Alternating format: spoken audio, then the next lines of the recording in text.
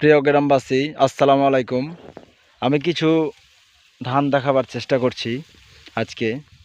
তো একটা কথা অনুরোধ করব, যে ভাইরা টিকটক এবং ফেসবুক এবং ইউটিউব যারা চালাচ্ছেন, তারাকে নিক্ষেপ করে আমি একটা কথা বলছি।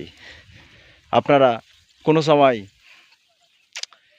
এই কৃষি জমি এবং যে কোনো ধান এবং শস্য ক্ষেত নিয়ে আপনারা টিকটক করবেন না। টিকটক করবেন, আইল আছে, আইল দিয়ে করবেন। আপনারা জমির ভিতরে নামছেন, টিকটক করছেন। আমার এই ধানগুলোকে দেখেন কত ক্ষতি করেছে।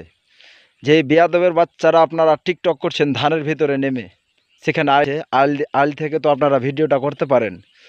তো আমার ধানগুলোকে দেখেন, অনেকগুলো ধান আমার নষ্ট করে ফেলেছে। যদি যে ভাইরা টিকটক করেছেন, যদি আমার ভিডিওটা আপনারা দেখেন, কোনো সময়কার জন্য আপনারা এ কাজটা করবেন না। মেয়ে ছেলে নিয়ে এসে আমার ধানগুলোকে যে ক্ষতি করেছেন আপনারা, এই যে আমার ধানগুলোকে যে ক্ষতি করেছেন আপনারা, এটা কোনো দিনই আপনারা এটা করতে পারবেন না। আগেকার যুগ ছিল, এমন একটা যুগ ছিল, সেখানে মেয়ে মানুষ আসতো না এবং জুতা পায়ে দিয়ে আসতো না, বড় মানুষেরা বলতো। আর কেমন একটা যুগ এসছে আমাদের যুগে, যে মহিলা ধানের জমির ভিতরে নেমে টিকটক করছে।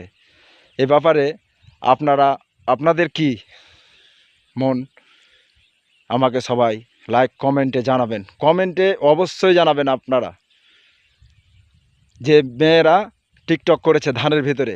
এই বেয়াদবের বাচ্চারাকে আমি বলতে চাই, আপনারা ধানের জমিতে কোনো সময়কার জন্য নামবেন না। ভালো থাকবেন, সুস্থ থাকবেন। আসসালামু আলাইকুম।